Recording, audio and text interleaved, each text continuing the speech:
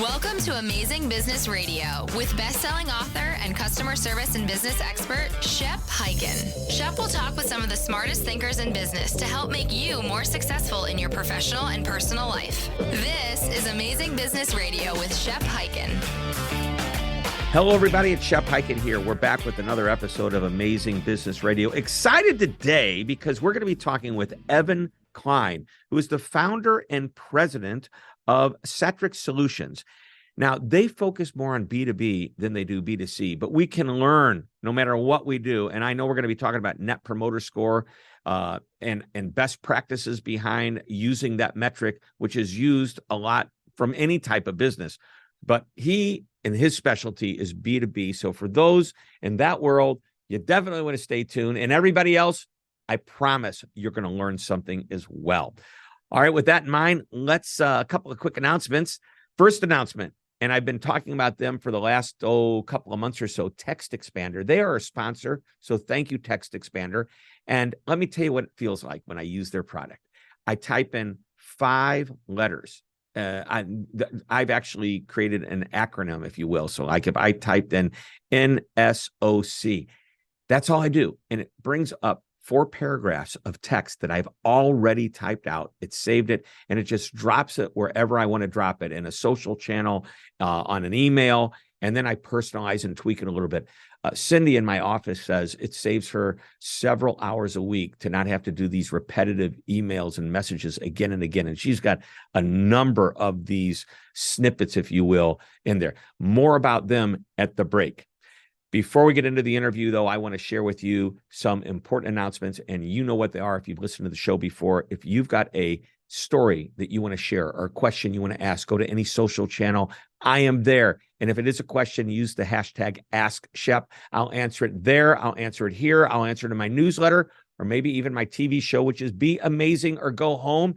Episodes can be found on Amazon Prime, Apple TV, Roku, and you can go to beamazing.tv. That's beamazing.tv. All right, let's jump into the interview. Evan, welcome to the show. Thanks, Shep. Great to be here. Well, I'm excited. We're going to be talking about a lot of what you do is B2B, business to business. And so much of what we talk about is very general, and it probably leans more toward business to consumer. So I'm excited to go more to the business angle. And by the way, for those listening, do not say, oh, not for me. No, I guarantee you that what we talk about today will apply to any type of business you're in, even though we're going to be focusing on some of the B2B companies, because they feel like, oh, Shep, you leave us out so many times. Not today. So Evan, you do quite a bit at Satrix Solutions. It's the double S. You do all types of customer satisfaction surveys. You do a lot with NPS, Net Promoter Score. You help with CABs, customer advisory boards. You do lots of different services for your clients. Why don't you give us like your quick elevator pitch? We just got on. We're on the ground floor, and you push number 10, and I'm looking at you and go, so what are you here for? Tell me what you do. That sounds good, Shep. We are a customer experience and employee engagement consulting firm. And so we work, as you noted, with B2B companies primarily, and allowing them to keep their finger on the pulse of customer and employee sentiment. So if you think about, for example, the customer journey, there are key touch points or moments of truth that we all talk about. There are opportunities to establish listening posts at each one of those key touch points. And so you mentioned a few of the programs that we offer. So around sales, for example, sales win-loss, post-onboarding implementation surveys, net promoter, advisory boards, all opportunities to gather very valuable and actionable feedback from your customers. That's great. And you specialize in the B2B world, manufacturing. What areas do you go into outside? And rather than me list, let me just ask. Yes, it is mostly software, actually. So okay. Probably 60% of our clients are software, then there's professional services, manufacturing. So quite a number of industries, financial services, healthcare, but mostly software. Great. All right, so we're going to talk a little bit about NPS. And when I talk to larger companies, they say, who sell B2B, they say, well, our customer base is very small. So the NPS score is, sure, we'd love to know that they'd be willing to recommend us. By the way, NPS Net Promoter Score, which is the question on the scale of 0 to 10. What's the likelihood that you would recommend us? By the way, you and I were talking about Fred Reichelt, who we interviewed on the show a while back. And Fred said, it doesn't even have to be 0 to 10. It's the whole idea behind what you're trying to achieve. And it just happens to be that's how it all started. So, yes, businesses typically have a much smaller customer gap, except some of those software companies, I'll bet, have tens of thousands of subscribers that might be in their businesses. But typically, they're not like a consumer. Let's talk a little bit about, first of all, your definition of NPS. Did I nail it for you, or you want to expand on that?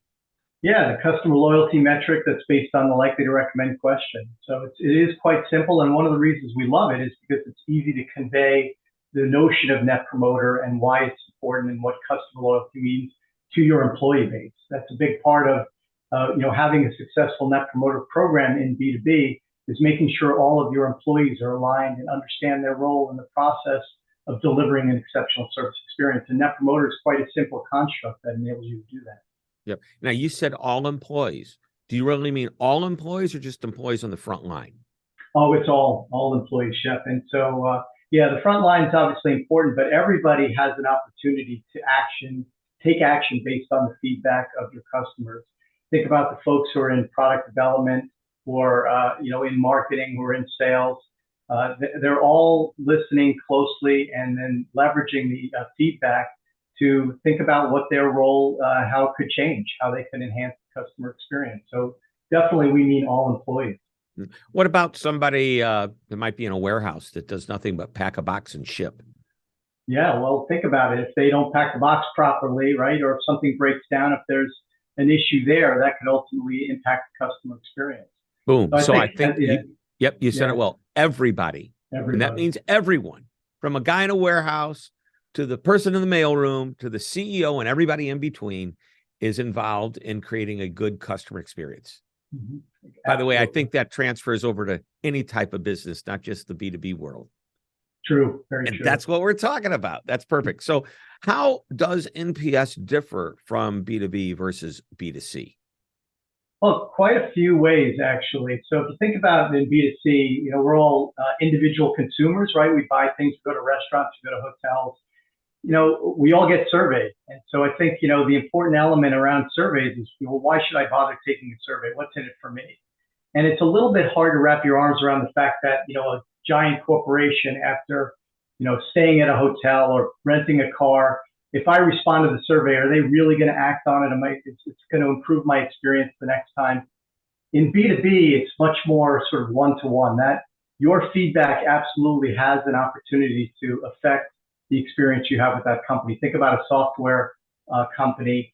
If you provide feedback around the feature functionality of the tool that you're using, the company, if they're doing it right, is absolutely listening and could very well alter the product roadmap to improve upon the feature functionality going forward. So there's definitely that what's in it for me that hopefully encourages people to respond. And also in B2B, there's a greater opportunity to close the loop, to follow up with customers after they respond to the survey, or if they don't, so that you can have a deeper conversation with them and really dig in a lot more than the survey enables you to do. So those are just a few, but there's quite a few other differences in B2B and B2C. I'll list just one more, Shep, is that in Net Promoter world, it's really a 2-question survey. And in B2C, that's what a lot of companies do. They adopt this likely to recommend and the open end that follows.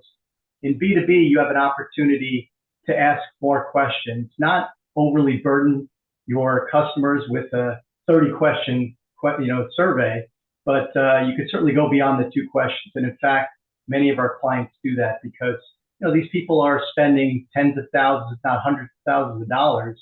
So if you want to ask them for a minute or 90 seconds to answer 10 questions, that's perfectly appropriate in our view. So many of our clients, we ask Net Promoter, but we go beyond that to drill down on key drivers. Yeah, I like that idea. I have a favorite question that I ask, or I suggest my clients ask, and that is after they've given us, the objective data and the score of 0 to 10 or whatever, is there one thing you can think of that would make the experience even better? It's an open-ended question. It's really interesting what some of the answers are that my clients get. But when they start to see a pattern of some of the clients saying the same thing over and over again, one thing that could make it better, they say, wait a minute, we're not doing this. This is the opportunity to improve on greatness. But I also think that there can be an outlier, and one person could make a suggestion and boom, changes everything. They just, wow, that was a great idea. So really being open to really listening to the customer is a really, really important piece of this.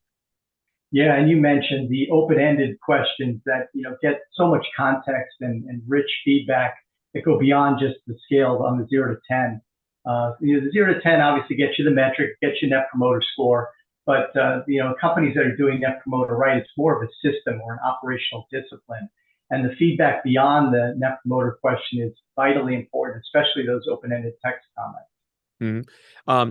I mentioned customer advisory boards when I gave a quick little rundown of the different services that you offer. And I think in the consumer world, I'm sure that Apple and all those other manufacturers of products have focus groups where they bring customers in and ask them questions. The customer advisory board is kind of like a focus group, but it's a group that you get to know on a regular basis and who are advocates of your product. And I think it's a powerful thing for companies to do in order to find out, hey, I want to hear firsthand from customers. What are we doing right? What can we do better? So any thoughts about the CAB? Yeah, well, and you mentioned it firsthand. I mean, direct link to the voice of the customer. You have the entire leadership team of the host company in the room, and they're asking very strategic and thoughtful questions and having dialogue with their important customers. Imagine 15 or so of some of your most important customer accounts with the decision makers, the people who are really deciding on budgets and signing the contract.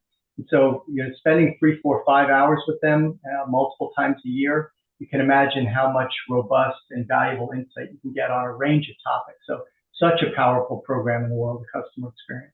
Right. I love that. Well, let's take a quick break. And when we come back, I want to talk to you more about NPS. There are a number of naysayers out there today related to NPS. I'm going, how can that be? I think it's a wonderful metric as well.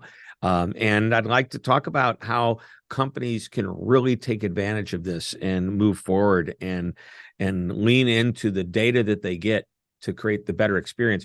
So we're going to take a short break. When we come back, we're going to have more time with Evan Klein, the founder and president of Satrix Solutions. Don't go away. We're coming right back.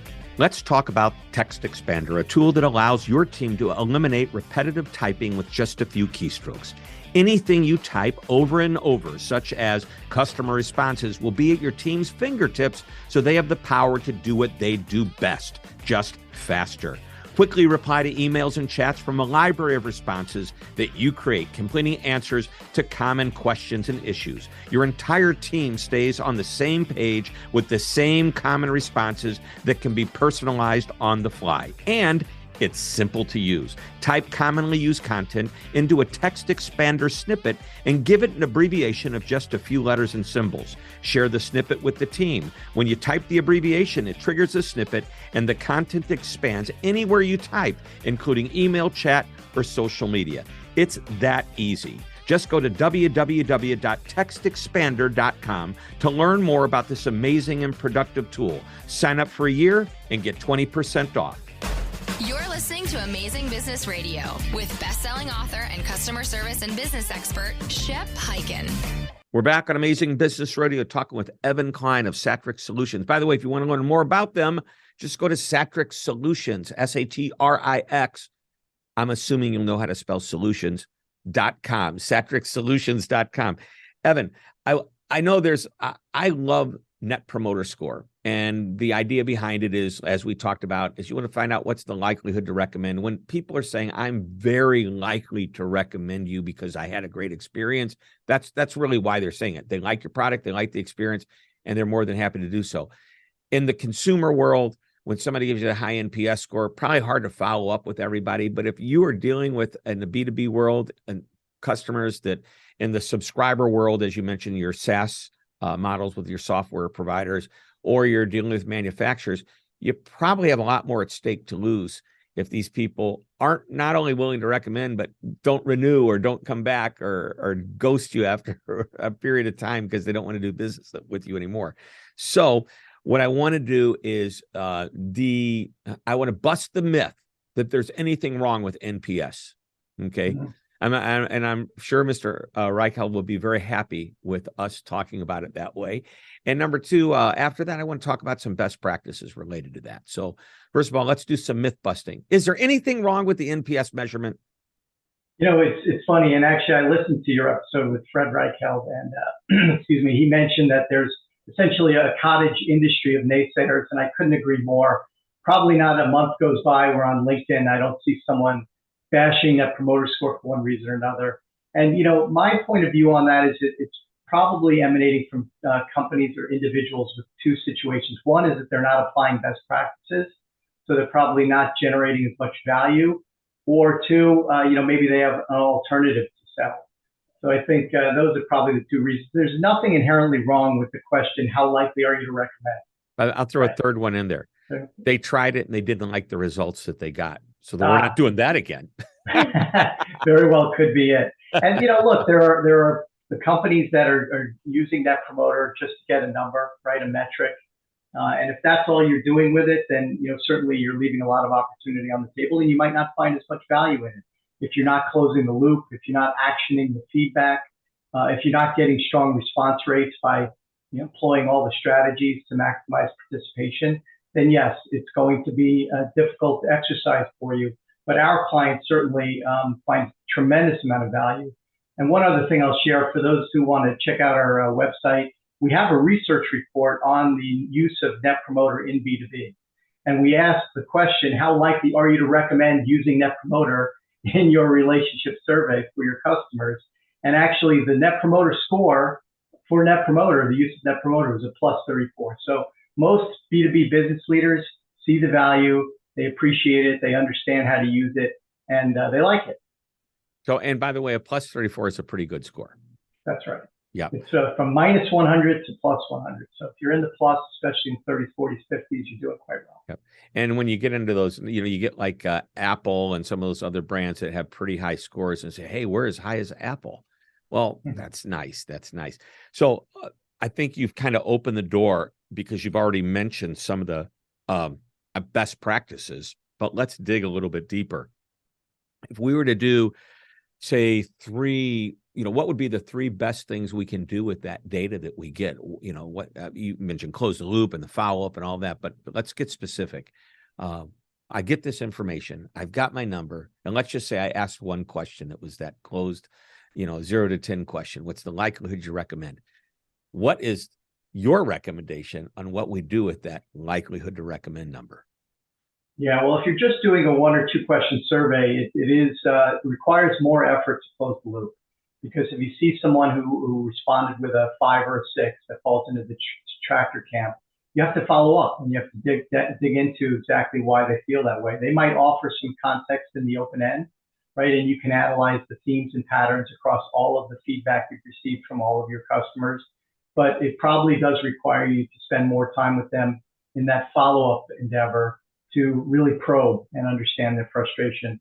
Now, on the positive side, with your promoters, I mean, you have to mobilize your promoters. You have to activate them, right?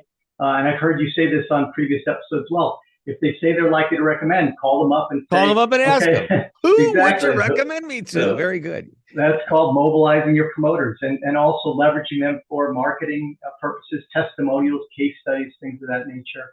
So, you know, there's tons of feedback that's going to influence your product roadmap, maybe your service delivery model, how you invest in the year ahead. Maybe support channels can be changed or fixed or added.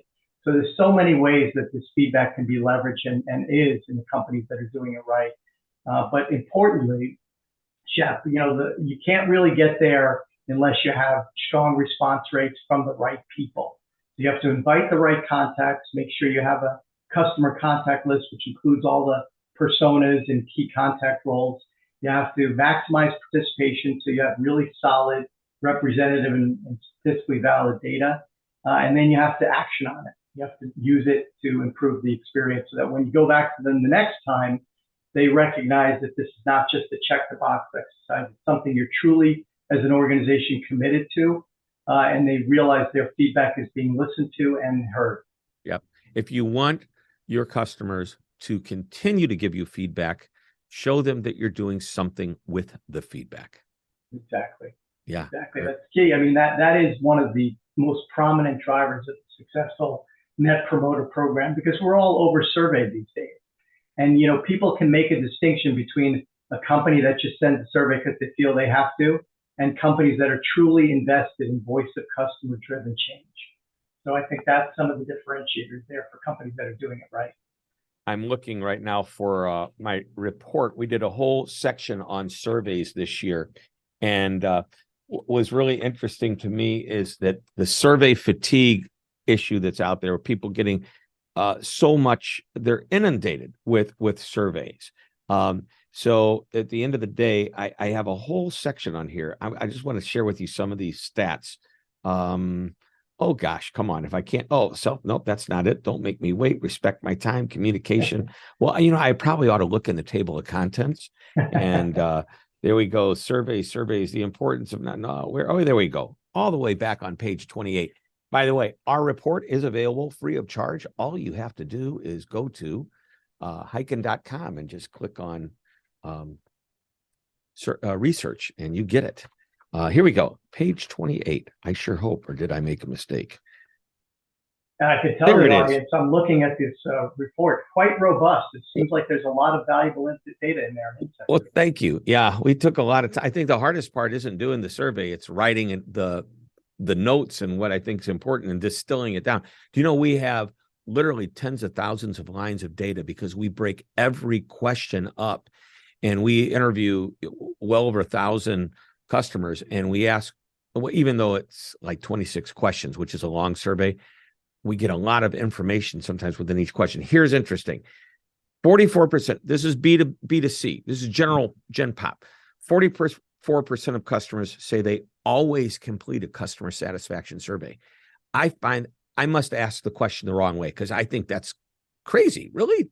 Because hardly any companies ever said, oh yeah, we get almost half of our surveys returned. Right. In the B2B world, I'll bet the number is really pretty high, though, because you're very careful who you send it to, and sometimes you don't have a wide audience to send it to. Yeah. And if you're doing applying all these other best practices around maximizing survey response rates, you can absolutely hit 60, 70, 80% of your customer base represented in the survey data. Yeah. 21% say they never complete surveys. 34% say they're too long, so they just don't complete them. Here's one. 57% of customers assume the company won't make any changes based on the responses to the customer satisfaction survey. That's because there's no follow-up, what you just talked about a moment ago. Yeah, and unfortunately, too many companies prove them right, where they collect the feedback and then they don't do anything with it. I think that's a cloud over the entire industry. So I hope people change. If you're not going to action, it shouldn't do a survey in the first place.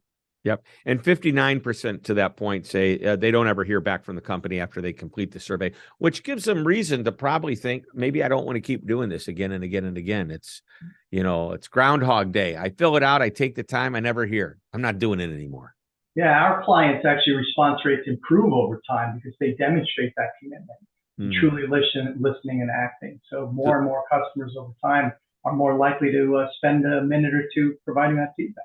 Right. I love it. And do you, so I know we talked about mobilizing the promoters, by calling them and saying, okay, who would you recommend us to? Somebody gives you one or two, obviously you got to jump on the phone and find out what's going on. That's pretty low. A and zero. Oh my gosh. I mean, they're trying to tell you something if they're scoring you a zero, right? They're sending a clear message. And the likely to renew question, similar that can be applied to the likely to recommend, is an important one in B2B and can give you tremendous insights there. And if a company is scoring you low on likely to recommend or likely to renew, you really need to connect with them within 48 hours, preferably even 24, because that account's at risk and they might very well terminate the engagement. Good timeline.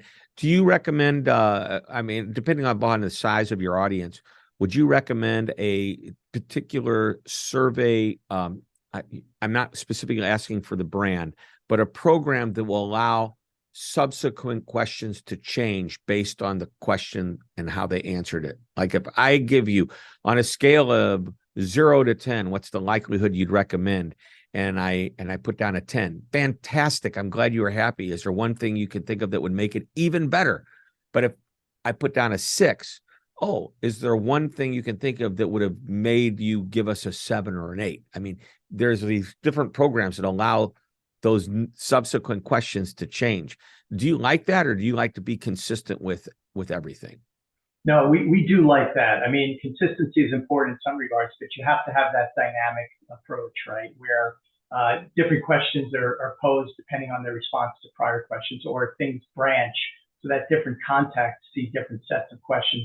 As a simple example, you have a budget holder or a decision maker. They should not see the same questions as the user of the software. The user's experience is going to have, and they're going to have very different set of needs, the user will, than the decision maker will. So our surveys do get quite a bit complexity in them. The respondent doesn't experience that complexity, but on the design process up front, there has to be those considerations where you're right, dynamic questions are popped up, or branching happens so that different people see different questions in the survey. Right. And I'm right now, my head is heading toward like you have a couple walks into an automotive dealership, and the car is for one or the other. Okay. One of them is the user, and the other one may or may not be, but let's say one is the economic buyer. Okay. Whoever is the one who has the job, and the other one is going to use the automobile. They're two completely different customers. And you've got to appeal to both of them. Ideally, you want the same result, but you have to appeal to them differently. And when you go to survey them and get information, you're probably talking to the economic buyer, you're going to ask about the value they receive. But to the end user, the one who's actually using and driving the automobile, you want to talk about the experience they're having. That's exactly right. And in B2B, that's one of the biggest sort of nuances of B2B. You have to look at things at an account level, and as well as at a contact level in different groups, because at an account, a customer account might have 10 different people that have a strong say over whether that customer is going to retain or renew their engagement with you. So you have to survey and ask feedback from different audiences, influencers, champions, decision makers, subject matter experts, users. That's why it's more complex and more nuanced in B2B than in B2C. Yep. All right. Well, believe it or not, we're over time, not just out of time. But what I want to do is end the same way I always do, and that is that one nugget of information. And I love that you have listened to the show before, because I warned you that I was going to ask you this question, and you said, "Oh yeah, I'm ready for that." So I can't wait for what you've been thinking about. Got to come prepared. There you go. So what is that one thing? I don't want to sound rehearsed. No, the one thing is companies survey their customers, but sometimes overlook the insights that their employees have. So don't forget about your employees' voice, and not around like employee engagement or how they feel about working with companies. That absolutely should be done. But what I'm referring to is ask them how they think the customers could be better served. Ask them if they're facing obstacles that ultimately impact the customer experience. There's a number of questions that you can ask your internal talent around the customer experience that will give you great insights. So don't forget about them. Well, and that is a powerful insight and a perfect one to end on. Evan, thanks for being on the show. Thanks, Shep. Really enjoyed it. All right, everybody, that wraps it up. Another episode of Amazing Business Radio. We will be back next week with another interview, and I promise it will be just as good as this one. Until that time, this is Shep Hyken, and I am reminding you to always be amazing.